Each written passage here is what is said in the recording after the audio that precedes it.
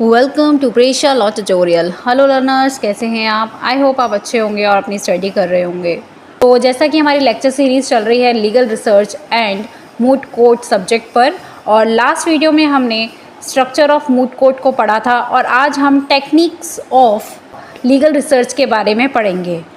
इसमें आता है साइंटिफिक रिसर्च इन लॉ। तो नेचर ऑफ साइंटिफिक रिसर्च क्या होता है? पहला तो साइंटिफिक रिसर्च का मीनिंग है कि ये एक सिस्टमेटिक, मैथमेटिकल और एम्पेरिकल इन्वेस्टिगेशन होता है। इसका ये एम है कि ये डिस्कवर करता है न्यू नॉलेज को और जो एग्जिस्टिंग फैक्ट्स हैं उनको वेरीफाई करता है और न्यू थ्योरीज़ को डेवलप करता है।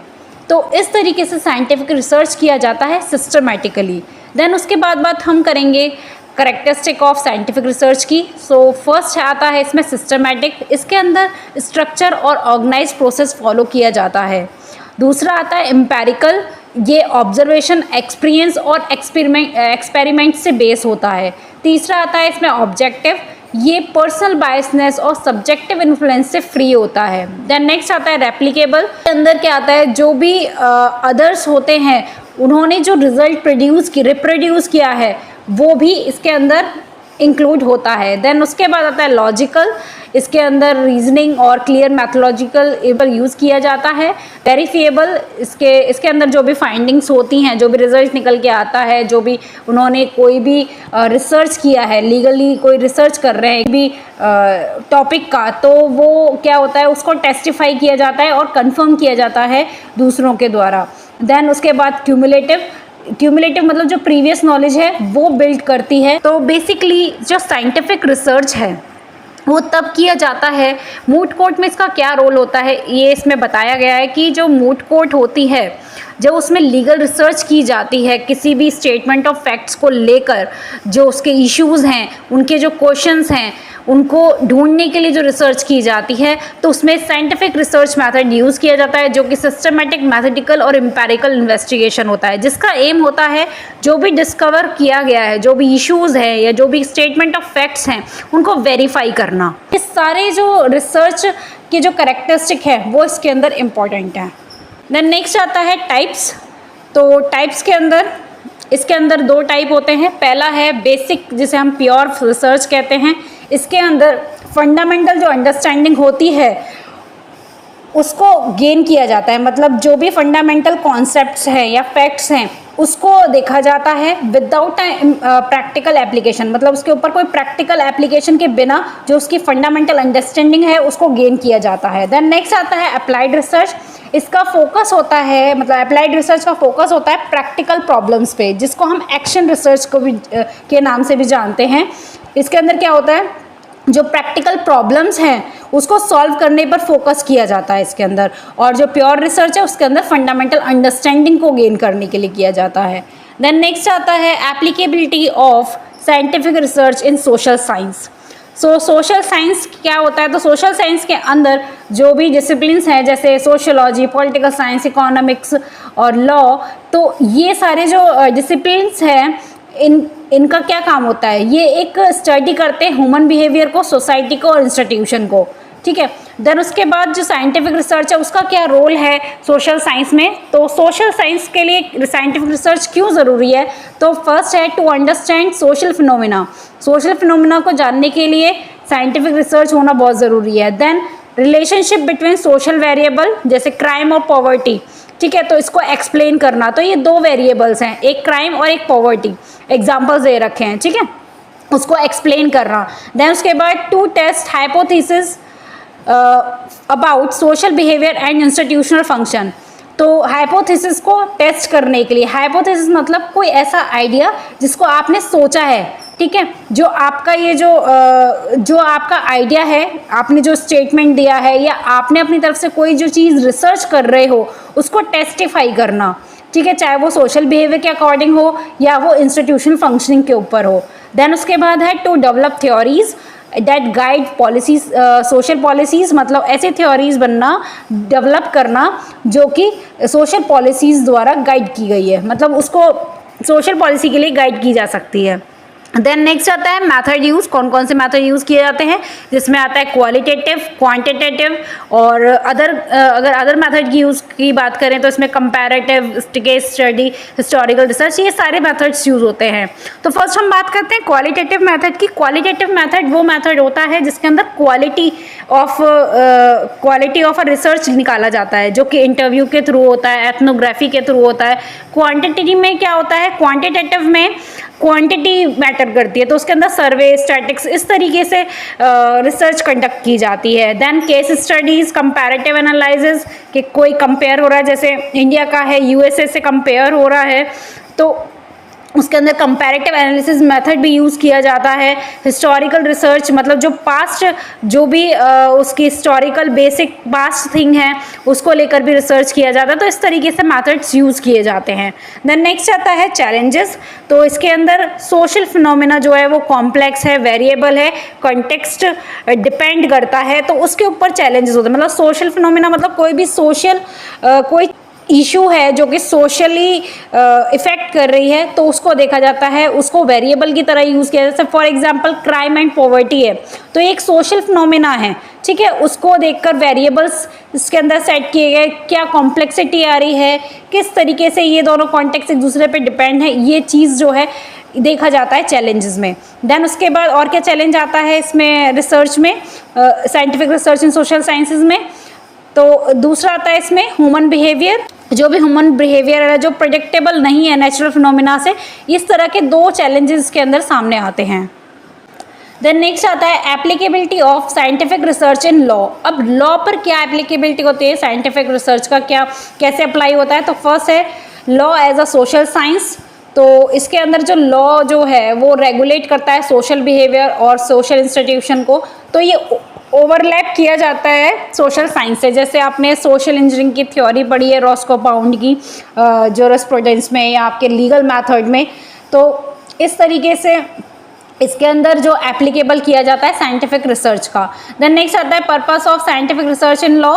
तो साइंटिफिक रिसर्च का लॉ के अंदर जो रिसर्च किया जाता है, मतलब साइंटिफिक रिसर्च को जो किया जाता है लॉ के अंदर, उसका क्या पर्पस है। पहला है to study law's impact on society, मतलब कोई भी लॉ जो है उसका क्या इम्पैक्ट पड़ा है सोसाइटी का, उसको स्टडी किया जाता है। देन एनालाइज किया जाता है लीगल सिस्टम, इंस्टीट्यूशन और उसके प्रोसेस को एम्पेरिकली, मतलब जो भी उसका प्रोसेस प्रैक्टिकली जो चल रहा है उसके बारे को, उस बारे जो भी चल रहा है उसके बारे में एनालाइज किया जाता है। देन उसके बाद टू इवेलुएट इफेक्टिवनेस, के क्या इफेक्टिवनेस है लॉ का, और जो भी लीगल रिफॉर्म्स आया उसको इवेलुएट किया जाता है। देन जो पॉलिसी मेकिंग है, जो कि एविडेंस बेस्ड फाइंडिंग है, जो उसके अकॉर्डिंग जो भी पॉलिसी मेकिंग इन्फॉर्म की गई है, जो बनाई गई है, तो वो उसको जो पॉलिसी बनाई गई है उसको इन्फॉर्म किया जाता है। देन उसके बाद जो भी लॉ है वो कैसे इंटरेक्ट कर रहा है सोशली, इकोनॉमिक और पॉलिटिकल फैक्टर्स पे, उसको समझा जाता है। तो इस तरीके से साइंटिफिक रिसर्च है वो, इसका ये पर्पस है लॉ में। देन नेक्स्ट आता है रिसर्च अप्रोचेज इन लॉ। तो रिसर्च अप्रोचेज क्या होते हैं लॉ में। तो फर्स्ट है डॉक्ट्रिनल रिसर्च। डॉक्ट्रिनल रिसर्च के अंदर हम statute, case law, legal principles, इन सबको एनालाइज करते हैं और ये प्योरली थ्योरेटिकल होता है, ठीक है। इसके अंदर ज़्यादा थ्योरेटिकल होता है। ये आपके केस बुक्स वगैरह, बुक्स हैं, आपके आर्टिकल्स हैं, लीगल प्रिंसिपल्स हैं, स्टैट्यूट है, केस लॉज है, ये सारी चीज़ें हम डॉक्ट्रिनल रिसर्च में यूज़ करते हैं।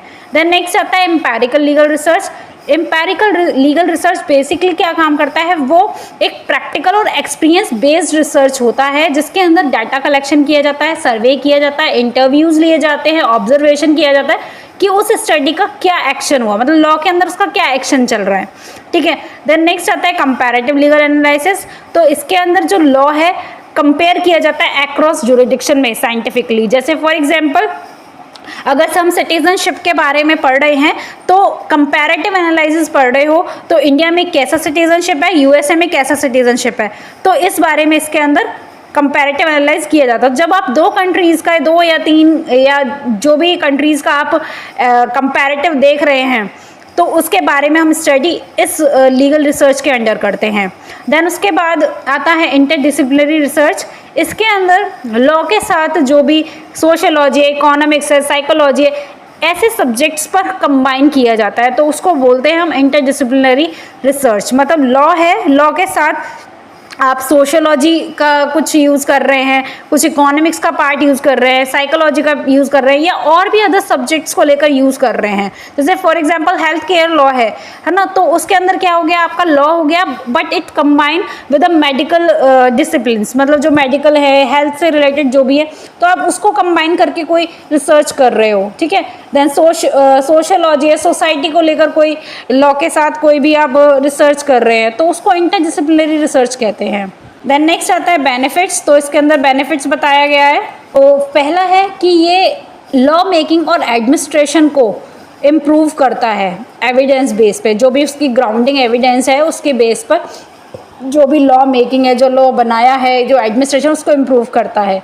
देन जो भी प्रिडिक्टिंग आउटकम है लीगल चेंजेस के, उसको करने में हेल्प करता है। जैसे फॉर एग्जांपल अगर आप ऐसा कुछ चेंजेस आप कोई रिसर्च कर रहे हैं और उसके ऊपर अगर आपको लगता है कि इसमें ये चेंजेस आ जाएं तो ज़्यादा अच्छा है, तो उसके अंदर प्रिडिक्टिंग जो आप आउटकम कर रहे हैं वो लीगल चेंजेस के लिए वो हेल्प करता है, रिसर्च हेल्प करता है। Then enhance understanding of law, then enhance understanding of law's societal role. और ये जो भी लॉ, जो भी सोसाइटी, जो लॉ का रोल है सोसाइटी में, उसको समझने में एनहेंस करता है, मतलब उसकी समझ बढ़ाता है। देन लास्ट में हम पढ़ेंगे summary. So basically scientific research in law जो अप्लाई किया जाता है वो सिस्टमेटिक और एम्पेरिकल प्रिंसिपल ऑफ साइंस है। एम्पेरिकल प्रिंसिपल ऑफ साइंस मतलब ये जो प्रैक्टिकली जो यूज़ किया जा रहा है इन अ साइंटिफिक वे, उसको हम बोलते हैं साइंटिफिक रिसर्च, ठीक है। जिसके अंदर अंडरस्टैंड किया जाता है, कॉन्सेप्ट को एनालाइज किया जाता है और लीगल सिस्टम के अंदर उसको इम्प्रूव किया जाता है और उसका सोशल इम्पैक्ट भी देखा जाता है, इसलिए हम इसे साइंटिफिक रिसर्च बोलते हैं।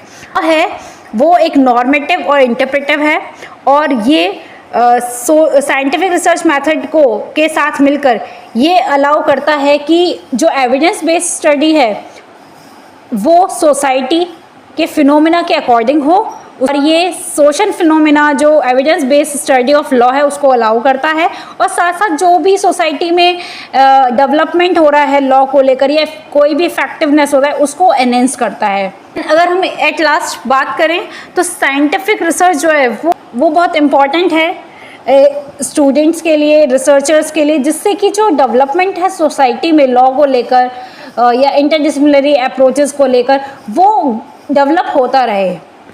देन नेक्स्ट आता है रिसर्च अप्रोचेस। तो रिसर्च अप्रोचेस वही सेम जो अभी हमने पढ़ा कि कितने टाइप के जो रिसर्च है वो कौन कौन से हैं। तो फर्स्ट इसमें आता है historical research. Historical research basically जो इसके अंदर इन्वॉल्व होता है वो है जो भी पास्ट इवेंट है उनका सिस्टमेटिक कलेक्शन और क्रिटिकल इवैल्यूएशन ऑफ डाटा।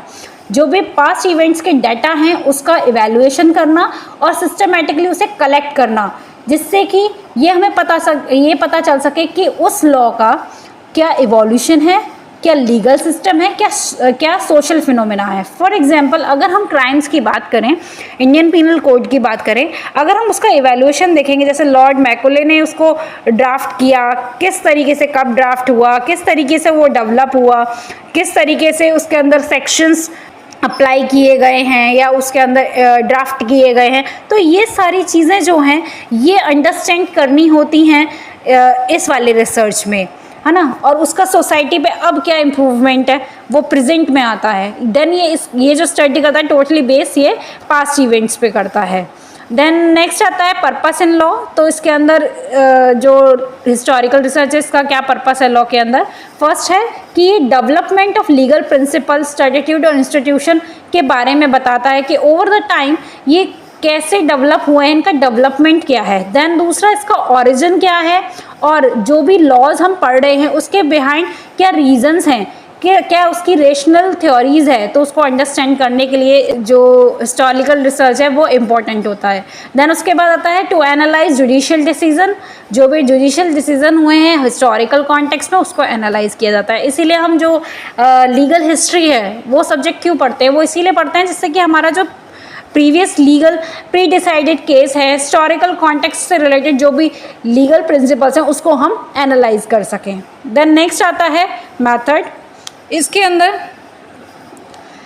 कौन से मेथड यूज़ करते हैं, तो फर्स्ट इसमें आता है स्टडी ऑफ आर्चिवल डॉक्यूमेंट, जो भी पुराने जो भी डॉक्यूमेंट्स होते हैं, ओल्ड स्टैट्यूट होते हैं, केस रिपोर्ट्स आते हैं, लीगल कमेंट्रीज आती है, गवर्नमेंट रिकॉर्ड, हिस्टोरिकल टेक्स्ट, इसके अंदर ये मेथड्स यूज़ किए जाते हैं, इनको स्टडी किया जाता है। देन दूसरा आता है क्रिटिकल एनालाइज किया जाता है, मतलब जो भी फैक्ट्स हैं उनको देखा जाता है, उनको इंटरप्रेट किया जाता है, इंटरप्रेट करके उनको क्रिटिकली एनालाइज किया जाता है, ठीक है। देन उसके बाद आता है फॉर एग्जाम्पल, इसके अंदर एग्जाम्पल आता है जैसे कि researching the evaluation of property rights in India, मतलब प्रॉपर्टी राइट्स इन इंडिया, जो हम प्रॉपर्टी राइट पढ़ते हैं इंडिया के अंदर, जो उसका इवोल्यूशन क्या है एंशिएंट टाइम से लेकर मॉडर्न लॉज तक। तो आप कोई भी कॉन्सेप्ट ले सकते हैं, जैसे आप मैरिज के ऊपर ले सकते हैं कॉन्सेप्ट कि उसका इवोल्यूशन क्या है in India from ancient to modern. तो इस तरीके से जो रिसर्च की जाती है वो हिस्टोरिकल रिसर्च के अंदर आती है। तो देन नेक्स्ट आता है कंपैरेटिव रिसर्च। तो कंपैरेटिव रिसर्च में कंपेयर किया जाता है लॉ को, लीगल सिस्टम को, और जो पॉलिसीज़ हैं डिफरेंट कंट्रीज़ के या रीजन की उनको आइडेंटिफाई किया जाता है। उसके अंदर जो भी सिमिलैरिटीज़ हैं, डिफरेंसेस हैं, उनके इफेक्टिव क्या हैं, ये सब चीज़ें इसके अंदर देखी जाती हैं। अब इसका पर्पस क्या है कंपैरेटिव रिसर्च का, तो पहला आता है to understand how different jurisdiction, मतलब डिफरेंट ज्यूरिडिक्शन जो है वो सिमिलर लीगल इश्यूज़ को एड्रेस करते हैं, उसको समझने के लिए हम कंपैरेटिव रिसर्च करते हैं। देन उसके बाद आता है to learn other system and suggest legal reforms. तो कभी कभार क्या होता है कि जब हम कंपैरेटिव करते हुए जैसे इंडिया का यूएसए से करते हैं, तो हम उसमें कुछ चीज़ें ऐसे देखते हैं कि भाई ये चीज़ डेवलपमेंट में है, ये हमारी कंट्रीज़ में भी होनी चाहिए, तो हम उस चीज़ को सीखते हैं, ठीक है। देन उस चीज़ को सीखते हैं। देन उसके बाद आता है to promote harmonization of laws specially in international context. तो अगर हम बहुत सारे अदर लॉज पढ़ते हैं तो उसके अंदर ये भी देखा जाता है कि कौन सा ऐसा लॉ है जिसको लेकर हम प्रमोट कर सकते हैं हार्मोनाइजेशन ऑफ लॉ को लेकर। जैसे फॉर एग्जांपल आपका इंटरनेशनल वो आते हैं, इंटरनेशनल जैसे आपका ये जो इन्वायरमेंट प्रोटेक्शन एक्ट है उसको लेकर, इन्वायरमेंट को लॉज को लेकर, या बहुत सारे ऐसे लॉज हैं जिन लॉज को लेकर ये प्रमोट किया जाता है कि उन लॉज को साथ में हार्मोनाइजेशन, उन लॉज का हार्मोनाइजेशन को प्रमोट किया जाता है, ठीक है। देन नेक्स्ट आता है मैथड्स के अंदर कौन कौन से यूज़ होते हैं। तो पहला सेलेक्ट कंपेरेबल लीगल सिस्टम और स्टैट्यूट, मतलब इसके अंदर कंपेरेबल लीगल सिस्टम को और स्टैट्यूट को सेलेक्ट किया जाता है। फॉर एग्जांपल यहाँ पे मैं लूँगी, अगर इसमें मैं लूँगी जैसे कॉपीराइट है, ठीक है, तो कॉपीराइट लॉ को लेकर इंडिया में क्या है और यूएसए में क्या है इसको कंपेयर करना, ठीक है। या आप क्रिमिनल लॉ ले सकते हैं, तो क्रिमिनल लॉ को लेकर कंपैरेटिव जो भी लीगल सिस्टम है वो क्या है। और अगर मैं बहुत ही सिंपल आपको एक एग्जांपल दूं, तो एग्जांपल इसमें है जैसे आप सिटीजनशिप का ले सकते हैं। जैसे हमारे यहाँ सिंगल सिटीजनशिप है और यूएसए में डुअल सिटीजनशिप है, तो इस लीगल सिस्टम को या स्टैट्यूट को, इससे रिलेटेड इस लीगल सिस्टम को या स्टैट्यूट को लेकर हम कंपेयर करें कि इंडिया में क्या है और यूएसए में क्या है, तो उसको कंपैरेटिव कहते हैं। इस मेथड को यूज़ किया जाता है। देन एनालाइज किया जाता है क्या स्ट्रक्चर है, प्रिंसिपल है और क्या आउटकम है। देन इसके अंदर मतलब कंपैरेटिव रिसर्च के अंदर आप डॉक्ट्रिनल, मतलब जो भी आपका थ्योरेटिकल है उसको यूज़ करेंगे, और साथ ही साथ आप इसके साथ एम्पेरिकल डाटा भी यूज़ कर सकते हैं। मतलब इसके अंदर आप प्रैक्टिकल जो भी डाटा है कि किस तरीके से किसी भी कॉन्सेप्ट पे आप, जैसे कॉपीराइट लॉ है तो उसको लेकर आप एम्पेरिकल डाटा भी यूज़ कर सकते हैं, डॉक्ट्रिनल एनालिसिस भी कर सकते हैं। तो दोनों मेथड इसके अंदर यूज़ किए जाते हैं। जैसे for example comparing copyright law in India, मतलब कॉपीराइट इंडिया का क्या है, यूएसए क्या है, ये आइडेंटिफाई करने के लिए, मतलब कि इनको कंपेयर किया जाएगा ये कि उनकी स्ट्रेंथ और वीकनेस आइडेंटिफाई करने के लिए। तो ऐसे बहुत सारे लॉज हैं जिनको कंपेयर किया जाता है। तो इस तरीके से जो कंपेयर रिसर्च आता है वो इसके अंदर आता है। देन नेक्स्ट आता है सोशल सर्वे। सर्वेज, इसके अंदर सोशल सर्वे करते हैं। सर्वे कैसे कि ये कलेक्ट करते हैं डाटा एक सैंपल ऑफ इंडिविजुअल और ग्रुप को यूज़ करके। जैसे फॉर एग्जांपल अगर आपने कोई सिटीजनशिप, जैसे आप एक सर्वे कर रहे हैं सिटीजन्स को लेकर इन्वायरमेंटल लॉ के ऊपर, तो आप उसी में मतलब आप कुछ सैंपल लेंगे इंडिविजुअल का या ग्रुप्स का, जिससे आप डाटा कलेक्ट करेंगे। डाटा कैसे कलेक्ट करेंगे? Questionnaire through, interview through, polls use कर सकते हैं। तो इसके क्या होगा कि आप अंडरस्टैंड कर सकते हैं कि क्या ओपिनियन है लोगों के, बिहेवियर क्या है, सोशल कंडीशन क्या है, उनका एटीट्यूड क्या है उस टॉपिक को लेकर या उस लॉ को लेकर। तो इस तरीके से सोशल सर्वे किया जाता है। देन उसके बाद आता है पर्पस इन लॉ। तो इसके अंदर पब्लिक ओपिनियन बहुत मैटर करती है। Public opinion on the social reform और पॉलिसीज़ के वो कैसे, उनकी क्या ओपिनियन है, क्या लॉ चल रहा है और वो क्या लॉ रिफॉर्म्स चाहते हैं, पब्लिक ओपिनियन के बेस पे होता है। देन उसके बाद आता है to study impact of law on society. Society के ऊपर लॉज का क्या इम्पैक्ट है उसको स्टडी किया जाता है। Then to gather empirical data about a crime, मतलब जो भी एम्पेरिकल डाटा है वो गैदर किया जाता है क्राइम के ऊपर, लीगल अवेयरनेस के ऊपर, एक्सेस टू जस्टिस के ऊपर। तो इस तरीके से इसके अंदर जो पर्पस है सोशल सर्वे का वो बताया गया है, उसका पर्पस बताया गया है। देन नेक्स्ट आता है इसमें मेथड। तो इसके अंदर क्वेश्चननायर स्ट्रक्चर किए जाते हैं। देन इसके अंदर स्ट्रक्चर्स क्वेश्चननायर डिज़ाइन किए जाते हैं। रिप्रेजेंटेटिव सैंपल सेलेक्ट किया जाता है। सैंपल का मतलब होता है कि एक ग्रुप ऑफ इंडिविजुअल है तो उनसे ही एक पर्टिकुलर एरिया में ही एक पर्टिकुलर एरिया को ही टारगेट बना के आप क्वेश्चननायर कर सकते हैं, इंटरव्यू कर सकते हैं, तो एक सैंपल लिया जाता है। Then collecting of quantitative and qualitative data. इसके अंदर मतलब क्वांटिटेटिव डाटा ले सकते हैं आप, क्वालिटेटिव जो क्वालिटी डाटा है उसको ले सकते हैं। देन एनालाइज किया जाएगा इसके अंदर रिजल्ट स्टैटिस्टिकली। तो इस तरीके से मेथड इसके अंदर यूज़ किए जाते हैं। देन एग्जाम्पल, इसके अंदर जैसे सिटीजन्स हैं उन्होंने सैंपल के रूप में लिया और ये सर्वे किया कि क्या अवेयरनेस और परसेप्शन है एनवायरमेंटल लॉ को लेकर। तो इस तरीके से जो मेथड है इस तरीके से सोशल सर्वे को अप्लाई किया जाता है। देन नेक्स्ट आता है केस स्टडी। केस स्टडी बहुत इंपॉर्टेंट रोल प्ले करता है लॉ फील्ड में। केस स्टडी में क्या होता है कि जो भी सिंगल इंडिविजुअल है या ग्रुप है या इंस्टीट्यूशन है या इवेंट है या कोई लीगल केस है, ठीक है, उसको इन डेप्थ एग्जामिनेशन करने को ही हम केस स्टडी कहते हैं। जो भी उसके अंदर कॉम्प्लेक्स इश्यूज़ हैं रियल लाइफ में उसको एक्सप्लोर करने के लिए। फॉर एग्जांपल हम प्राइवेसी को लेकर हम केस स्टडी कर रहे हैं, तो उसमें ये देखा जाएगा कि उस प्राइवेसी राइट्स जो बने हैं इंडिया में उसको लेकर क्या इम्पैक्ट पड़ा है सोसाइटी में। तो ऐसी चीज़ को हम बोलते हैं केस स्टडी। देन नेक्स्ट आता है पर्पस। तो इसके अंदर डिटेल्ड अंडरस्टैंडिंग जो लीगल प्रॉब्लम्स और जजमेंट की वो प्रोवाइड की जाती है। देन एप्लीकेशन मतलब स्पेसिफिक सिचुएशन में लॉ को कैसे अप्लाई किया गया है उसको एक्सप्लोर किया जाता है। देन जो इफेक्ट है लॉ का इंडिविजुअल कम्युनिटीज़ पे कैसे पड़ा है तो उसको स्टडी किया जाता है। तो इस तरीके से पर्पस है केस स्टडी का। देन आता है मेथड। इसके अंदर इंटेंसिव एनालिसिस की जाते हैं मल्टीपल सोर्सेज द्वारा, मतलब इंटरव्यू, डॉक्यूमेंट, कोर्ट रिकॉर्ड, ये सारी चीज़ें इसके अंदर सोर्सेज को यूज़ किया जाता है। देन साथ ही साथ इसके अंदर डिस्क्रिप्टिव और एक्सप्लेनेटरी अप्रोच यूज़ किया जाता है। डिस्क्रिप्टिव मतलब डिस्क्राइब किया जाता है जो भी केस स्टडी है ना।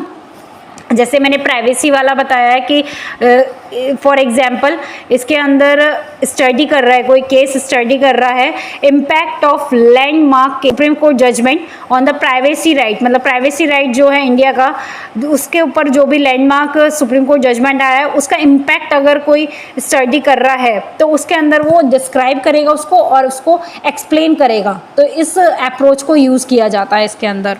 देन नेक्स्ट आता है फॉर्मुलेशन ऑफ रिसर्च प्रॉब्लम। तो फर्स्ट हम बात करेंगे रिसर्च प्रॉब्लम की कि रिसर्च प्रॉब्लम क्या होता है। तो रिसर्च प्रॉब्लम मतलब एक स्पेसिफिक इशू, डिफ़िकल्टी या कॉन्ट्राडिक्शन या फिर गैप इन नॉलेज जिसे रिसर्चर जो है सिस्टमेटिक इन्वेस्टिगेशन के थ्रू उसको एड्रेस करता है।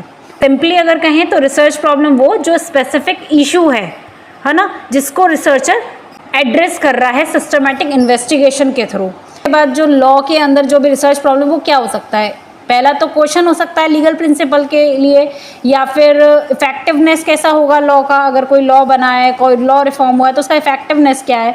देन जो भी लेजिस्लेशन में गैप है तो वो क्या है, उसको स्टडी किया जा सकता है, वो रिसर्च प्रॉब्लम बन सकता है। देन जो अनरिजॉल्व लीगल कॉन्ट्रोवर्सीज हैं उनको लेकर रिसर्च प्रॉब्लम बन सकता है। इस तरीके से जो रिसर्च प्रॉब्लम है वो निकल कर आती हैं। देन अब बात करेंगे हम क्या स्टेप्स हैं जो कि फॉर्मुलेट करती हैं रिसर्च प्रॉब्लम को। अब पहला आइडेंटिफाई किया जाएगा ब्रॉड एरिया ऑफ इंटरेस्ट। जैसे फॉर एग्जांपल, अब आप LLB कर रहे हैं, LLB के लास्ट सेमेस्टर जो होता है उसमें आपको डिसर्टेशन बनानी होती है ना। आप रिसर्च आर्टिकल भी बनाएंगे, आप मूट कोर्ट में प्रोसीडिंग्स जब होती हैं तो उसके अंदर आप रिसर्चर का भी रोल करेंगे। तो उसके अंदर फर्स्ट ये आता है कि जो आप मूट कोर्ट में जो केस हाइपोथेटिकल लीगल जो इशू ला रहे हैं वो किसके ऊपर है, या स्टेटमेंट ऑफ फैक्ट्स है, या फिर जो हाइपोथेटिकल लीगल केस है वो कौन सा है। तो उसके ऊपर क्या होगा, पहले आप जो ब्रॉड एरिया ऑफ इंटरेस्ट है उसको आइडेंटिफाई करेंगे। मान लो आप कोई रिसर्च आर्टिकल लिख रहे हैं, या फिर आप कोई डिसर्टेशन आपका जो लास्ट सेमेस्टर में उसके लिए कोई आप टॉपिक आइडेंटिफाई कर रहे हैं, तो वो क्या होगा, पहले आपको ये देखना होगा, जब आप LLB करेंगे तब तक आपको पता चल जाता है कि आपको कौन से सब्जेक्ट में इंटरेस्ट है, आप किस में डिसर्टेशन बनाएंगे। तो इस तरीके से क्या है, पहले आपको आइडेंटिफाई करना होता है एरिया ऑफ इंटरेस्ट। तो उसके लिए आप जर्नल लीगल टॉपिक या फील्ड चूज़ करते हैं, चाहे आप इंटेलेक्चुअल प्रॉपर्टी यूज़ कर सकते हैं, एनवायरमेंटल लॉ, क्रिमिनल लॉ, जो भी आपको फील्ड एरिया ऑफ इंटरेस्ट आपको अच्छा लगता है लॉ के अंदर, आप उसको चूज़ करेंगे। देन दूसरा आता है रिव्यू एग्जिस्टिंग लिटरेचर। देखो ये जो एग्जिस्टिंग लिटरेचर है उसको मतलब लिटरेचर रिव्यू बोलते हैं, तो वो जो है वो बहुत इंपॉर्टेंट रोल प्ले करता है। क्यों? क्योंकि जब तक आपको बेसिक नहीं पता होगा तब तक आप कैसे रिसर्च करेंगे। फॉर एग्जाम्पल, अगर आप साइबर लॉ के बारे में पढ़ रहे हैं, मान लो आप डिजिटल पायरेसी के बारे में कुछ पढ़ रहे हैं, तो जब तक आपने प्रीवियस उससे related books, articles, cases, statute को अगर आपको नहीं पता होगा तो आप कैसे डिजिटल पायरेसी के ऊपर आप रिसर्च प्रॉब्लम फिर क्वेश्चन निकाल सकते हैं लीगल प्रिंसिपल के ऊपर, कैसे बता सकते हैं कि इसका क्या इफेक्टिवनेस हुआ है, कि क्या गैप है लेजिस्लेशन में, उस कानून को बनाने में क्या क्या गैप्स हैं। तो इस तरीके से उसको इफेक्टिवनेस देखने के लिए या आपको रिसर्च स्टार्ट करने के लिए क्या करना होता है, सबसे पहले जो भी प्रीवियस चीज़ें हैं, जो एग्जिस्टिंग लिटरेचर है उसको पढ़ना होता है, जिसके अंदर बुक्स, आर्टिकल्स, केसेस, स्टैट्यूट, ये सब चीज़ें पढ़ने होती हैं, जिसकी वजह से आपको जो भी बेस नॉलेज है वो आपको समझ में आ जाती है। देन उसके बाद आता है नैरो डाउन फोकस, मतलब उसके अंदर जैसे फॉर एग्जांपल आपने साइबर के बारे में पढ़ा, साइबर लॉ के बारे में पढ़ा, और साइबर लॉ में आपने साइबर क्राइम्स को फोकस किया। अब साइबर क्राइम में भी आप फोकस कर रहे हैं पायरेसी को, ठीक है, डिजिटल पायरेसी को फोकस कर रहे हैं, तो उसके अंदर स्पेसिफिक इश्यूज़ को आपको आइडेंटिफाई करना होता है, जो कन्फ्लिक्ट्स हैं या गैप है, जो एग्जिस्टिंग नॉलेज में जो भी गैप आ रहा है, या जो प्रैक्टिस जो भी चलता आ रहा है लॉ के अकॉर्डिंग, जो भी जो मतलब फॉर एग्जांपल अगर आपके क्रिमिनल जो साइबर क्राइम है उसमें जो भी सेक्शंस हैं या कोई भी लेजिस्लेशन बना है ना, जो भी है वो एग्जिस्टिंग है, बट उसके अंदर जो गैप आ रहा है कि जो आप डिजिटल पायरेसी को पूरा कंप्लीटली होल्ड नहीं कर पा रहे हैं, उससे उभर नहीं पा रहे हैं, तो उसके बारे में आप इसके अंदर फोकस करेंगे। देन नेक्स्ट आता है डिफाइन द प्रॉब्लम क्लियरली। तो इसके अंदर प्रॉब्लम जो है उसे क्लियरली फ्रेम होना बहुत ज़रूरी है, कंसाइज क्वेश्चन होने ज़रूरी हैं, स्टेटमेंट देना ज़रूरी है जो कि रिफ्लेक्ट करेगा कि आप किस चीज़ को स्टडी करना चाह रहे हो इसमें।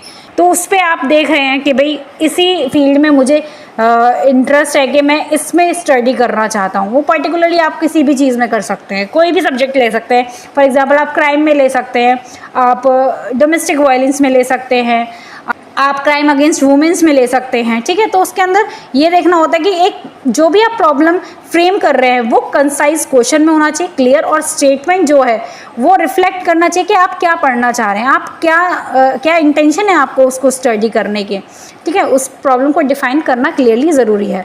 देन आता है एंश्योर फीजिएबिलिटी।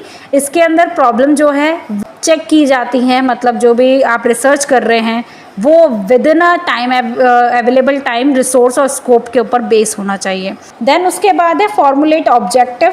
तो इसके अंदर क्या होता है कि डिफ़ाइन की जाती है जो भी रिसर्च प्रॉब्लम है, उसको डिफ़ाइन की जाता है कि आप क्या चाहते हैं इस रिसर्च प्रॉब्लम को सॉल्व करके। मतलब आप इस तरीके से रिसर्च प्रॉब्लम मतलब क्वेश्चनिंग करेंगे, ठीक है, क्वेश्चनिंग करेंगे और क्वेश्चनिंग करने के बाद आप उसको अचीव करना चाहेंगे, ठीक है, फॉर्मुलेट करेंगे, हाँ मेरे ये जो ऑब्जेक्टिव हैं, मतलब मैं इस तरीके से रिसर्च कर रहा हूँ और मेरे ये ऑब्जेक्टिव हैं, मुझे ये ऑब्जेक्टिव्स पे काम करना है, ठीक है। देन नेक्स्ट आता है characteristic of good research problem. तो क्या क्या कैरेक्टरिस्टिक होती है? पहला, क्लियर स्पेसिफिक होना चाहिए, वैग्यू और एक ब्रॉड टॉपिक नहीं होना चाहिए, मतलब एक स्पेसिफिक। जैसे मैंने बताया कि अगर आप कोई फॉर एग्जांपल क्राइम ले रहे हैं तो आप क्राइम अगेंस्ट वुमेन्स पे ले रहे हैं, वुमेन्स में भी चाहे आप रेप केस पे ले रहे हैं या फिर सेक्सुअल हैरेसमेंट पे ले रहे हैं, तो एक स्पेसिफिक टॉपिक होना चाहिए जिसके अंदर आप काम करेंगे। देन उसके बाद रिसर्चेबल, आप इसके अंदर जो इन्वेस्टिगेट जो करेंगे, जो पॉसिबल जो भी इन्वेस्टिगेट करेंगे, वो अवेलेबल मेथड उसके अंदर यूज़ होना चाहिए कि आप कौन सा मेथड यूज़ कर रहे हैं, ठीक है। एम्पेरिकल कर रहे हैं, डॉक्टरल कर रहे हैं और एम्पेरिकल भी कर रहे हैं तो उसके अंदर इंटरव्यू, क्वेश्चन आयर, ये सब चीज़ें आप यूज़ कर रहे हैं तो पर्टिकुलर एक मेथड आप यूज़ करते हैं। अगर आप डॉक्टरल कर रहे हैं पर्टिकुलरली, अगर आप थियोरेटिकल कर रहे हैं प्योरली थियोरेटिकल, तो आप उस बेस पे काम करेंगे, ठीक है। देन सिग्निफिकेंट, इसके अंदर जो है वैल्यूएबल लीगल नॉलेज और प्रैक्टिस यूज़ की मतलब ऐड की जाएगी, कोई इररिलेवेंट चीज़ या अपने आप से बनाकर कुछ नहीं लिखा जाएगा, ठीक है।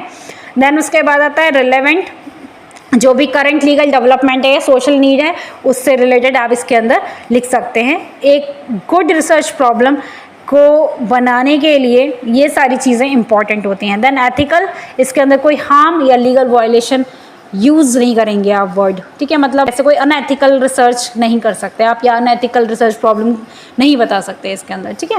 नेक्स्ट आता है प्रिपेयरिंग हाइपोथेसिस। हाइपोथेसिस क्या है? हाइपोथेसिस एक तरीके से एक आइडिया है, एजम्पशन है या प्रपोज एक्सप्लेनेशन है जो कि आप लिमिटेड एविडेंस के बेस पर बनाते हैं और उसको बाद में टेस्टिफाई करते हैं कि वो प्रूव है या डिसअप्रूव है through research. For example, hypothesis का अगर कोई एग्जाम्पल दूँ, जैसे strict enforcement of traffic law reduces road accident. आपने ये हाइपोथेसिस बनाया कि भाई आपने पूरा ट्रैफिक लॉज पढ़ा और उसमें मोटर व्हीकल एक्ट पढ़ा और उसमें आपने ये हाइपोथेसिस बनाया कि जो ट्रैफिक लॉज हैं उनको स्ट्रिक्ट उसका एनफोर्समेंट होना चाहिए जिससे कि रोड एक्सीडेंट जो है वो रिड्यूस हो सकें। तो उसके बाद ये जो आपने हाइपोथेसिस बनाया इसको टेस्ट करना होता है, क्योंकि ये टेस्ट करना पड़ेगा जो लॉ एनफोर्समेंट है और जो एक्सीडेंट रेट हैं वो उनका क्या रिलेशनशिप है, मतलब लॉ एनफोर्समेंट कितना है और एक्सीडेंट रेट्स जो हैं उस पर क्या इफेक्ट पड़ रहा है, ठीक है। तो ये हम दोनों वेरिएबल्स को इसके अंदर टेस्ट करते हैं। वेरिएबल क्या होते हैं? वेरिएबल होता है जिसको हम टेस्ट किया जाता है। अब फॉर एग्जांपल दूसरा एग्जांपल लेते हैं, जैसे साइबर क्राइम। जैसे आपने एक हाइपोथेसिस लिया, for example cyber crimes rate are higher in states with a poor digital literacy. मतलब इसके अंदर जो साइबर क्राइम है, जो लीगल इशू है, वो सोशल फैक्टर से रिलेटेड है, मतलब एजुकेशन से। इसमें ये कहा गया है जो साइबर क्राइम रेट है वो हायर है उन स्टेट में जहाँ पर पुअर डिजिटल लिटरेसी है, जहाँ पर डिजिटल लिटरेसी नहीं है, बहुत बेकार है। तो ये क्या रिलेट करता है? लीगल इश्यूज़ को रिलेट करता है, जो कि साइबर क्राइम है किससे रिलेट कर रहा है? सोशल फैक्टर को। तो इस तरीके से हाइपोथेसिस बनाए जाते हैं। तो हाइपोथेसिस क्या होता है? एक स्पेसिफिक एरिया को लेकर आप कोई प्रपोज्ड एक्सप्लेनेशन दे रहे हैं with in the limit evidence और उसको फिर टेस्टिफाई कर रहे हैं कि वो अप्रूव है या डिसअप्रूव है। देन नेक्स्ट आता है importance of hypothesis in legal research. तो इम्पोर्टेंस क्या है हाइपोथेसिस का? देखो, बिना हाइपोथेसिस के रिसर्च नहीं हो सकता, क्योंकि ये फोकस क्या करता है? रिसर्च को, ठीक है। पहले रिसर्च प्रॉब्लम हो गई, भाई आपने कोई चीज़ पढ़ी, उसमें से आपने कुछ क्वेश्चंस निकाले, वो आपका रिसर्च का प्रॉब्लम बन गया। अब रिसर्च प्रॉब्लम के बाद भाई आप एक सोचेंगे ना कि इस तरीके से कोई मैं एजम्पशन करूं और ये वाली जो प्रॉब्लम है ये सॉल्व हो जाएगी, ठीक है। तो आप उसको प्रपोज एक्सप्लेनेशन कोई करेंगे और उसको फिर टेस्ट करेंगे कि ये कितना इफेक्टिवनेस रहेगा थ्रू आप डॉक्ट्रिनल रिसर्च कर रहे हैं या फिर आप कोई प्रैक्टिकल रिसर्च कर रहे हैं, जो एम्पेरिकल रिसर्च बोलते हैं जिसे, कर रहे हैं, है ना, उसके अकॉर्डिंग आप प्रूफ डिसप्रूफ चेक करेंगे सैंपल लेकर, मतलब जो ग्रुप ऑफ पीपल्स है उनको लेकर उन पे टेस्टिफाई करेंगे। तो रिसर्च में ये सब चीज़ें होती हैं। देन उसके बाद ये प्रोवाइड करता है, मतलब हाइपोथेसिस जो प्रोवाइड करता है वो क्लियर रिसर्च ऑब्जेक्टिव को प्रोवाइड करता है कि आपके क्या क्या ऑब्जेक्टिव है वो क्लियरली डिफाइन करता है। देन उसके बाद जो रिलेवेंट लीगल प्रोविजंस हैं, केस लॉज हैं, उसको उसके अंदर आइडेंटिफाई किया जाता है और ये एक गाइडिंग टूल की तरह काम करता है डाटा कलेक्शन और एनालिसिस में। भाई तुमने रिसर्च प्रॉब्लम बना लिया, उसके बाद आप हाइपोथेसिस, आपने ये सोचा कि भाई इस प्रॉब्लम को इस तरीके से सॉल्व किया जा सकता है और इसको आप टेस्टिफाई कर रहे हैं कि ये प्रॉब्लम सॉल्व होगा तो, और या नहीं होगा, किस तरीके से होगा। तो ये क्या काम करता है, ये गाइडिंग टूल की तरह काम करता है। जो भी आप डाटा कलेक्शन करेंगे, कि आप कोई बुक यूज़ कर रहे हैं, आर्टिकल यूज़ कर रहे हैं, न्यूज़ आर्टिकल यूज़ कर रहे हैं, उसको एनालाइज कर रहे हैं, उसके लिए बहुत इंपॉर्टेंट है हाइपोथेसिस होना। उसके ऑब्जेक्टिव तो उसमें से ही निकल के आएंगे ना, जो आप सोचेंगे, तो वो एक गाइडिंग टूल की तरह काम करेगा। देन नेक्स्ट आता है steps to prepare legal hypothesis. Then next आता है steps to prepare a legal hypothesis. तो फर्स्ट यही है, सेलेक्ट करेंगे रिसर्च प्रॉब्लम को। देन दूसरा आता है conduct preliminary research. Preliminary research में क्या किया जाएगा, जो भी आपने स्टडी कर रहे हैं, statute, case law, article, report, identify जो भी लीगल गैप्स है, कन्फ्लिक्ट्स है, उसके बारे में आप पढ़ेंगे। देन उसके बाद वेरिएबल आइडेंटिफाई किए जाएंगे। वेरिएबल आइडेंटिफाई कैसे किए जाते हैं, फॉर एग्जांपल अगर आप कॉपीराइट लॉ की बात करें डिजिटल पायरेसी में, फॉर एग्जांपल अगर आप लेते हैं तो कॉपीराइट लॉ यूज़ कर रहे हैं डिजिटल पायरेसी में, तो इसमें डिपेंडेबल क्या सा होगा, इफेक्टिवनेस ऑफ कॉपीराइट। ठीक है, कॉपीराइट का क्या इफेक्टिवनेस है, और इंडिपेंडेंट कौन सा होगा, incident of digital piracy. Digital piracy के कितने इंसिडेंट्स हैं, वो इंडिपेंडेंट होगा, क्योंकि हम जो देखो फॉर एग्जांपल अगर आप कोई रिसर्च कर रहे हैं डिजिटल पायरेसी पे, तो चाहे आप वो कॉपीराइट लॉ ले लो, चाहे आप उसमें साइबर क्राइम ले लो, उसका इफेक्टिवनेस क्या है, तो वो उस पर डिपेंड है। इंडिपेंडेंट का मतलब होता है कि वो प्योरली एक टॉपिक है जो कि इंडिपेंडेंट है, और दूसरा क्या है, लॉ है, उसके अंदर क्या एप्लीकेबल हो रहा है वो डिपेंडेंट वेरिएबल होगा। ठीक है, देन नेक्स्ट आता है फ्रेम अ हाइपोथेसिस स्टेटमेंट। तो इस हाइपोथेसिस स्टेटमेंट क्लियर होना चाहिए, टेस्टेबल होना चाहिए, स्पेसिफिक होना चाहिए। जैसे मैंने आपको बताया था भी ट्रैफिक लॉज के बारे में, कि अगर हम हाइपोथेसिस बनाते हैं कि भाई स्ट्रिक्ट एनफोर्समेंट होना चाहिए ट्रैफिक लॉज का, जिससे कि एक्सीडेंट्स रिड्यूस हो जाएं, है ना।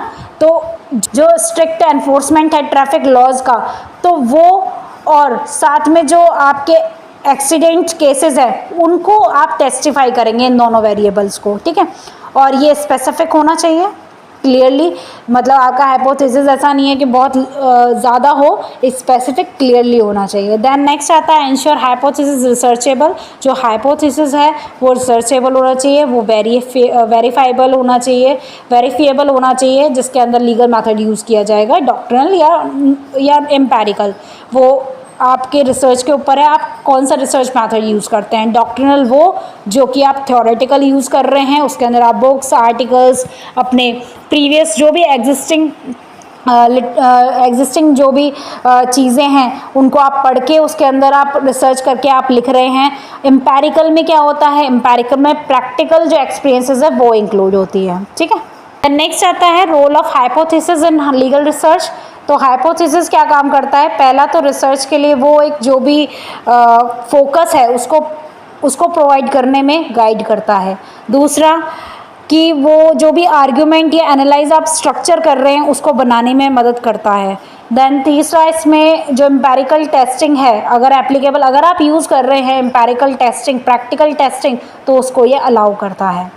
देन नेक्स्ट आता है hypothesis, types of hypothesis. So first आता है डिस्क्रिप्टिव हाइपोथेसिस। इसके अंदर जो कैरेक्टरिस्टिक है और जो कंडीशन होती है उसको डिस्क्राइब किया जाता है, और जैसे फॉर एग्जांपल जो लीगल अवेयरनेस है रूरल सिटीज़न के पास वो कम होती है, तो मतलब ये प्रेजेंट पे बेस होता है कि इसको जो भी कैरेक्टरिस्टिक है उसको वो डिस्क्राइब करता है। तो डिस्क्रिप्टिव हाइपोथेसिस का मतलब होता है जो कैरेक्टरिस्टिक है, जो कंडीशन है प्रेजेंटली, उसको डिस्क्राइब किया जाता है। जैसे फॉर एग्जांपल जैसे लीगल अवेयरनेस रूरल सिटीजन्स के पास कम होती है, ठीक है, तो इस तरीके से हाइपोथेसिस आता है इसके अंदर। देन नेक्स्ट आता है रिलेशनल हाइपोथेसिस। इसके अंदर जो रिलेशनशिप है वेरिएबल्स का वो इसके अंदर सजेस्ट किया जाता है। जैसे for example strict laws reduce cyber crime rate. तो ये क्या है, ये दो वेरिएबल है, स्ट्रिक्ट लॉज, दूसरा क्या हो गया वेरिएबल साइबर क्राइम रेट्स। तो ये क्या है, दोनों एक दूसरे को इम्पैक्ट कर रहे हैं, है ना, एक इसमें इंडिपेंडेंट होगा एक इसमें डिपेंडेंट होगा। तो इस तरीके से रिलेशनशिप वाले जो हाइपोथेसिस से बोलते हैं रिलेशनल हाइपोथेसिस, जिसके और भी पार्ट्स होते हैं, जिसके अंदर आप एनालिटिकल हाइपोथेसिस भी पढ़ते हैं, जिसमें analyse a relationship between variables आता है। दूसरा इसमें नल हाइपोथेसिस भी होता है, जिसके अंदर अगर कोई रिलेशनशिप एग्जिस्ट नहीं करता उसे नल हाइपोथेसिस कहते हैं। एक ऑल्टरनेटिव हाइपोथेसिस भी होता है जिसमें सिग्निफिकेंट रिलेशनशिप को एज्यूम किया जाता है।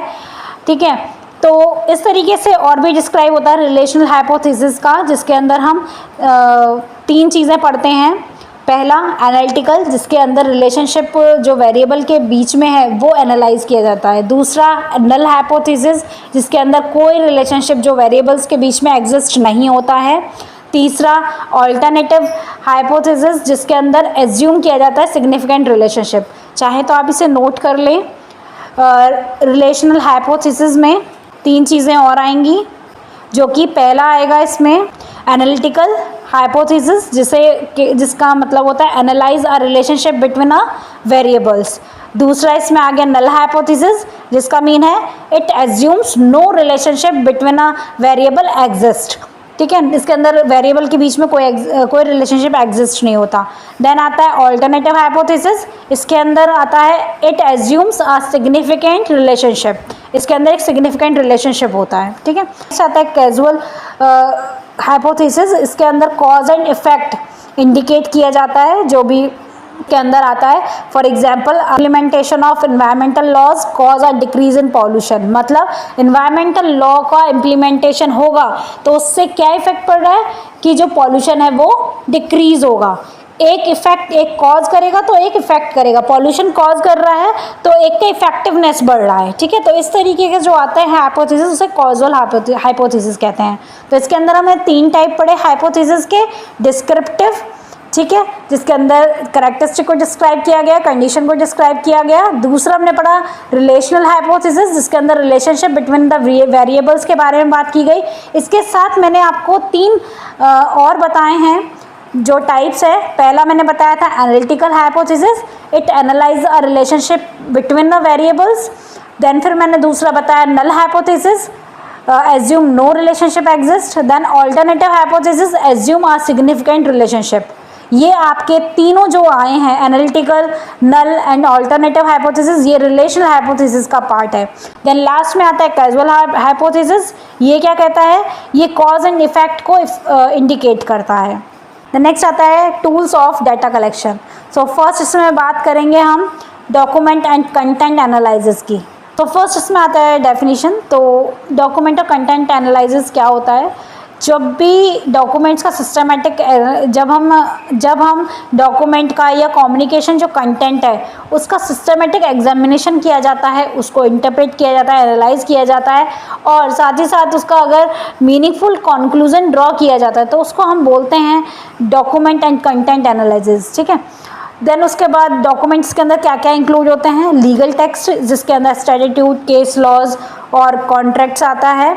देन उसके बाद report, letter, government records include होते हैं, media article, speeches, policy paper, ये डॉक्यूमेंट्स यूज़ किए जाते हैं। देन उसके बाद आता है कंटेंट एनालिसिस। तो इसके अंदर एनालिसिस जो टेक्स्ट है, इमेज है, ऑडियो विजुअल मटेरियल है, जो भी पैटर्न है, थीम्स है, फ्रीक्वेंसीज है, वो सब चीज़ें इसके अंदर यूज़ की जाती हैं। ठीक है, ये टूल्स हैं और जो हमने प्राइमरी और सेकेंडरी अभी पढ़ा था वो टाइप्स हैं। ठीक है, एंड उसके बाद आता है पर्पस। तो इसका पर्पस क्या है, first to study existing information, existing information को पढ़ा जाता है, स्टडी किया जाता है without collecting a new data. New data को कलेक्ट करने से पहले एग्जिस्टिंग इन्फॉर्मेशन को इसके अंदर स्टडी किया जाता है। हिस्टोरिकल और करंट लीगल सोशल इश्यूज जो है उनको समझा जाता है, अंडरस्टैंड किया जाता है। देन उसके बाद जो लैंग्वेज टोन है, फ्रेमिंग है, लीगल टेक्स्ट के अंदर, मीडिया के अंदर, उसको एनालाइज किया जाता है। तो ये इसका पर्पस है। देन नेक्स्ट आता है प्रोसेस। फर्स्ट जो रिलेवेंट डॉक्यूमेंट है उसको सेलेक्ट किया जाएगा। फॉर एग्जांपल आप क्राइम से रिलेटेड कोई रिसर्च कर रहे हैं तो उससे रिलेटेड जो रिलेवेंट डॉक्यूमेंट है, अगर आपने क्राइम अगेंस्ट वुमेन के बारे में पढ़ रहे हैं तो उससे रिलेटेड जो रिलेवेंट डॉक्यूमेंट्स हैं उसको आप सेलेक्ट करेंगे। देन एक डिफाइंड क्राइटेरिया आप यूज़ करेंगे। आप केस को स्टडी कर रहे हैं या आप सेक्सुअल हैरेसमेंट को कर रहे हैं या स्टॉकिंग को रिलेटेड आप प्रोविजंस को पढ़ रहे हैं तो उससे रिलेटेड कोई जो क्राइटेरिया है उसको एनालाइज किया जाएगा। Then code and categorize content, उसको कैटेगराइज किया जाएगा कंटेंट को। देन रिजल्ट्स जो हैं वो सिस्टमेटिकली इंटरप्रेट किया जाएगा। तो इस तरीके से प्रोसेस है, ठीक है। देन नेक्स्ट आता है क्वेश्चनायर।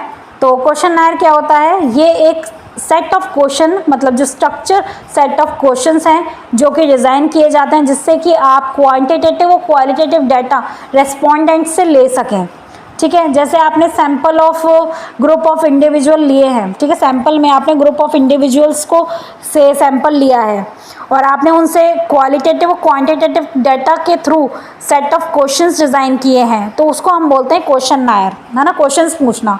तो ये 3 तरीके से होते हैं। पहला ओपन एंडेड, जिसके अंदर डिटेल्ड रेस्पॉन्सेस अलाउ होते हैं। दूसरा है क्लोज एंडेड, जिसमें मल्टीपल चॉइस क्वेश्चंस होते हैं, यस या नो। और उसके बाद आता है लिकर्ट स्केल, जिसमें डिग्री ऑफ एग्रीमेंट होता है, ठीक है। कुछ लोग इसके ठीक है, लिकर्ट स्केल, इसके अंदर स्केल आता है, ठीक है। टाइप्स ऑफ स्केल्स आते हैं वो आप बाद में पढ़ेंगे। उसके अंदर डिग्री ऑफ एग्रीमेंट्स भी यूज़ किए जाते हैं, ठीक है। डिग्री ऑफ एग्रीमेंट्स यूज़ किए, टाइप्स जो क्वेश्चंस हैं उन्हें यूज़ किया जाता है, उन्हें पूछा जाता है।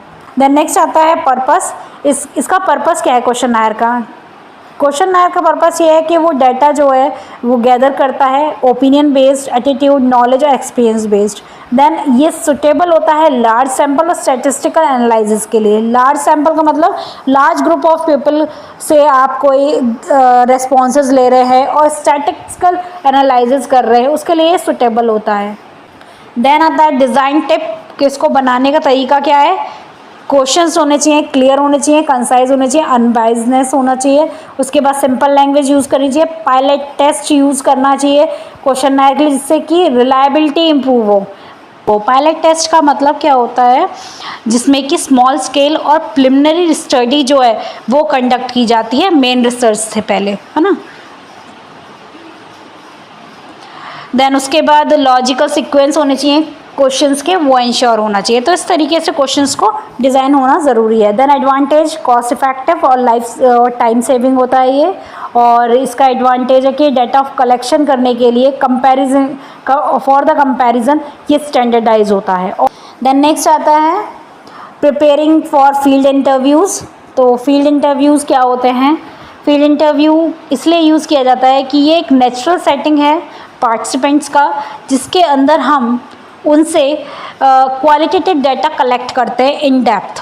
क्वालिटेटिव डाटा को कलेक्ट करते हैं पार्टिसिपेंट से, ठीक है। देन उसके बाद इसके प्रिपरेशन स्टेप क्या होती है? फर्स्ट आई डिफाइन ऑब्जेक्टिव, क्या ऑब्जेक्टिव है, क्या इन्फॉर्मेशन की ज़रूरत है, उसको डिफाइन किया जाता है। देन उसके बाद जो टाइप ऑफ इंटरव्यू है आप कौन सा चूज़ कर रहे हैं, structure, semi structure, non structure, ठीक है, इस तरीके से आता है। उसके बाद इंटरव्यू कैसे प्रिपेयर कर रहे हैं उसके लिए गाइड, क्वेश्चनायर्स जो है वो प्रिपेयर किए जाते हैं। पार्टिसिपेंट्स जो हैं उनको सेलेक्ट और आइडेंटिफाई किया जाता है और उसके अकॉर्डिंग जो लॉजिस्टिक है, मतलब कौन सी चीज़ यूज़ कर रहे हैं, वेन्यू, रिकॉर्डिंग डिवाइस, परमिशन, इस तरीके से यूज़ किया जाता है। आजकल लोग गूगल फॉर्म्स यूज़ करते हैं, ठीक है। उसके बाद प्रैक्टिस इंटरव्यू स्किल्स जो होती हैं वो इम्पॉर्टेंट होती है। ये सारी चीज़ें जो है ना हम एम्पेरिकल रिसर्च में यूज़ करते हैं, जो प्रैक्टिकली जो रिसर्च की जाती है उसमें यूज़ करते हैं। देन उसके बाद एथिकल कंसिडरेशन, इसके अंदर इन्फॉर्म्ड कंसेंट होना ज़रूरी है, कॉन्फिडेंशियलिटी इंश्योर होना ज़रूरी है और रेस्पेक्टफुल और नॉन जजमेंटल होना ज़रूरी है। तो ये एथिकल कंसिडरेशंस आते हैं इसके अंदर। देन नेक्स्ट आता है गाइडलाइन फॉर कंडक्टिंग इंटरव्यूज़। क्या क्या गाइडलाइंस होनी चाहिए, क्या क्या गाइडलाइन होती हैं इंटरव्यू को कंडक्ट करने के लिए। फर्स्ट, क्वेश्चंस जो हैं वो पहले स्टार्टिंग होने चाहिए, जिससे वार्म अप क्वेश्चंस होने चाहिए। वार्म अप क्वेश्चन मतलब स्टार्टिंग जो होनी चाहिए वो ऐसा होना चाहिए कि स्टार्टिंग में उनको अवेयर हो उस क्वेश्चंस के बारे में, जिससे कि रैपॉर्ट जो है उसका बिल्ड हो।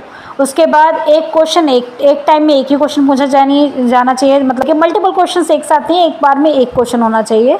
देन जो भी वहाँ से फीडबैक आया उसको एक्टिवली और अटेंटिवली सुनना चाहिए।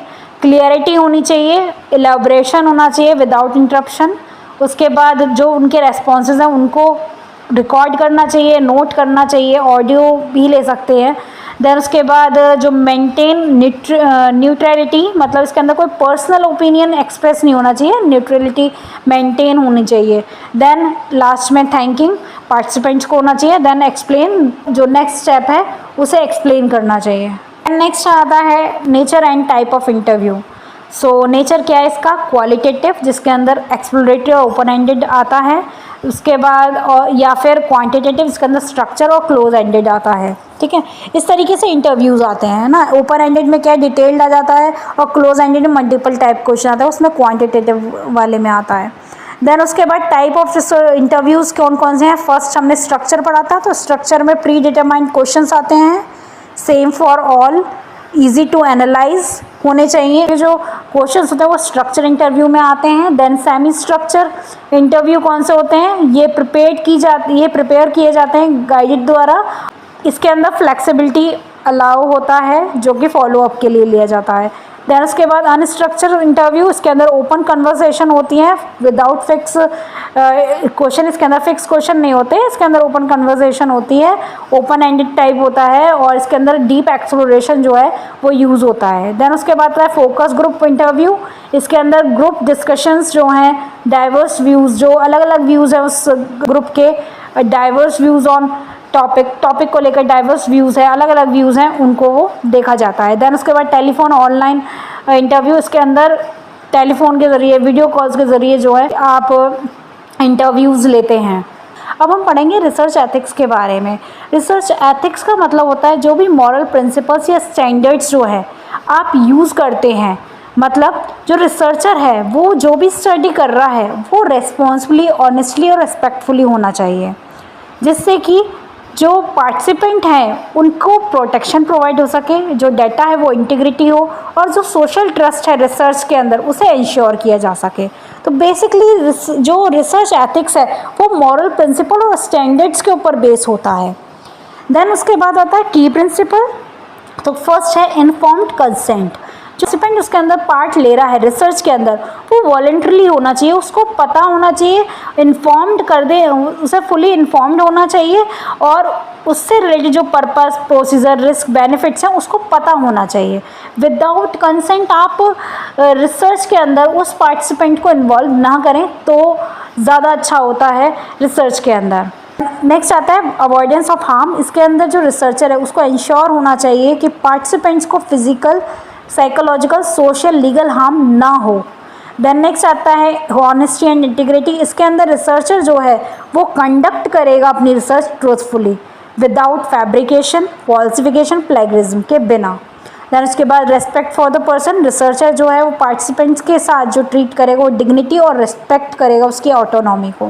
देन नेक्स्ट आता है जस्टिस एंड फेयरनेस। इसके अंदर पार्टिसिपेशन सिलेक्शन के लिए फेयर ट्रीटमेंट होना चाहिए, इक्वल डिस्ट्रीब्यूशन चाहिए और जो कि रिसर्च है उस पर बेस्ड होना चाहिए। ठीक है, देन उसके बाद आता है नेक्स्ट ट्रांसपेरेंसी, फुल डिस्क्लोजर होना चाहिए, कन्फ्लिक्ट ऑफ इंटरेस्ट नहीं हो जिससे, और फंडिंग रिसोर्सेज, रिसर्च ऑब्जेक्टिव्स, ये सारी चीज़ें फुली डिस्क्लोजर होने चाहिए। देन उसके बाद आता है ethical issue in legal research. तो इसके अंदर अगर आप सेंसिटिव डाटा यूज़ कर रहे हैं, जैसे आप कोर्ट रिकॉर्ड्स यूज़ कर रहे हैं, पर्सनल इन्फॉर्मेशन यूज़ कर रहे हैं, तो उसके अंदर स्ट्रिक्ट कॉन्फिडेंशियलिटी होनी चाहिए। देन इसके अंदर इंटरप्रेटिंग लॉज और जजमेंट को लेकर बाइजनेस को अवॉइड करना चाहिए। देन उसके बाद जो वनरेबल ग्रुप्स हैं उनके राइट्स को इंश्योर करना चाहिए जब आप इंटरव्यू या सर्वे कर रहे हैं। देन प्रॉपर साइटेशन और रिस्पेक्ट होना चाहिए इंटेलेक्चुअल प्रॉपर्टी का, मतलब उनके जो इंटेलेक्चुअल प्रॉपर्टी है, जो उनका राइट है उसको प्रॉपर साइटेशन उनको देना चाहिए। ठीक है, अगर आप किसी आर्टिकल को यूज़ कर रहे हैं, रिसर्च आर्टिकल को प्रीवियस जो भी आप पढ़ रहे हैं और उसको यूज़ कर रहे हैं तो उसको प्रॉपर साइटेशन करना ज़रूरी है। देन नेक्स्ट आता है इसमें आर्टिकल अप्रूवल। जो भी रिसर्च प्रोजेक्ट्स हैं उसका अप्रूवल होना चाहिए इंस्टीट्यूशनल एथिकल कमेटी से या रिव्यू बोर्ड से जब आप स्टार्ट कर रहे हैं, स्पेशली जब उसमें ह्यूमन पार्टिसिपेंट्स इन्वॉल्व होते हैं तब। देन लास्ट आता है इसके अंदर processing of data and research finding. तो फर्स्ट हम प्रोसेसिंग ऑफ डाटा की बात करेंगे। डाटा प्रोसेसिंग क्या होता है? डाटा प्रोसेसिंग का मतलब होता है जो भी आपने डाटा कलेक्ट किया है उसको सिस्टमेटिक ऑर्गेनाइज करना, मैनिपुलेशन करना, जिससे कि आप उसे एनालाइज और इंटरप्रिटेशन कर सकें। ठीक है, उसको इस तरीके से प्रिपेयर करना कि उसका आप एनालाइज और इंटरप्रिटेशन कर सकें। देन इसका अब आता है स्टेप। तो फर्स्ट डाटा क्लीनिंग आता है इसके अंदर एरर, इनकंसिस्टेंसी, मिसिंग डाटा ये चेक करना होता है और जो इनएक्यूरेट और इररिलेवेंट डाटा है उसको रिमूव करना होता है। ठीक है, देन नेक्स्ट आता है डाटा कोडिंग। इसके अंदर न्यूमेरिकल, सिंबलिक कोड्स जो हैं, जो कि क्वालिटेटिव रेस्पॉन्सेज और वेरिएबल में आपने यूज़ की है उसको असाइनिंग करना चाहिए जिससे कि ईजियर एनालिसिस हो सके। जैसे यस के लिए आप 1 यूज़ कर रहे हैं, नो के लिए 0 यूज़ कर रहे हैं। फॉर एग्जांपल आपने कोई डाटा लिया है मल्टीपल चॉइस क्वेश्चन का, तो अगर आप यस की जगह अगर आप 1 यूज़ कर रहे हैं, नो की जगह 0 यूज़ कर रहे हैं, तो उसको भी असाइन करना चाहिए। ठीक है, मतलब उसको क्लियरली डिफाइन करना चाहिए डाटा कोडिंग को। देन नेक्स्ट आता है डाटा क्लासिफिकेशन, टैबुलेशन। इसके अंदर जो भी आप ग्रुपिंग, जो भी आप डाटा ले रहे हैं कैटेगरीज में, क्लासेस में, उसको ग्रुपिंग डाटा को आपको इसके अंदर क्लासीफाई करना चाहिए और जो डाटा है उसको टेबल में आप कर रहे हैं प्रेजेंट तो उसको क्लियर करना चाहिए, क्लियरिटी होनी चाहिए उसमें।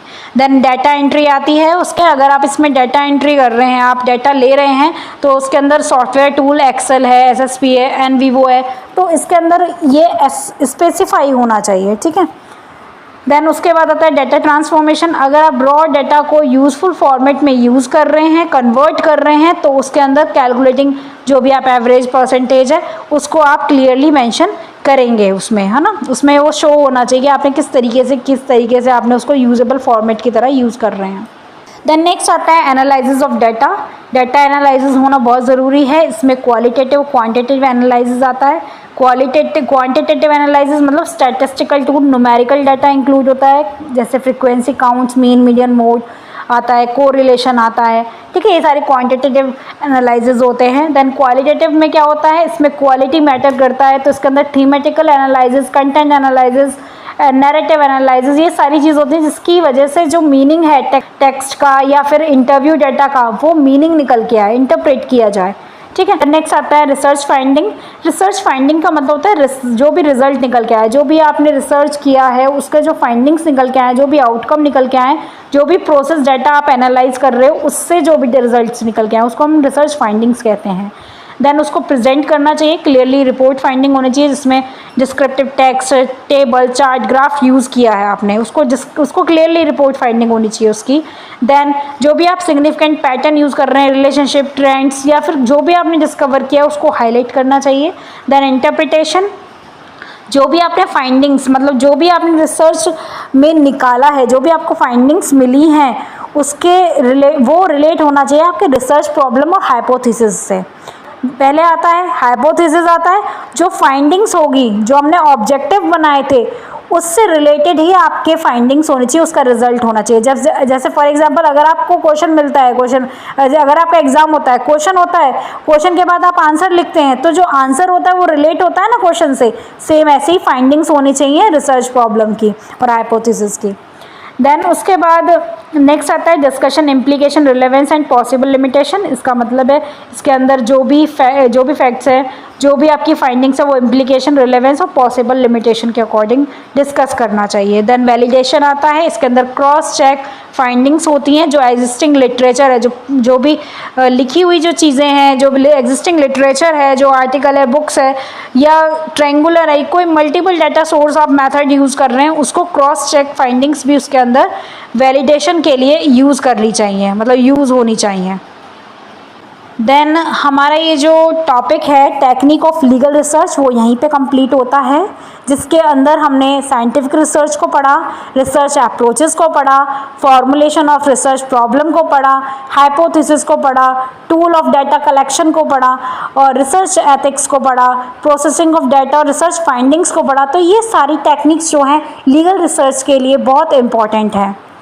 सो आज हमारा टॉपिक यहीं कंप्लीट होता है। देन नेक्स्ट हम मिलते हैं अपने नए टॉपिक के साथ, जिसके अंदर हम टूल ऑफ लीगल रिसर्च के बारे में पढ़ेंगे।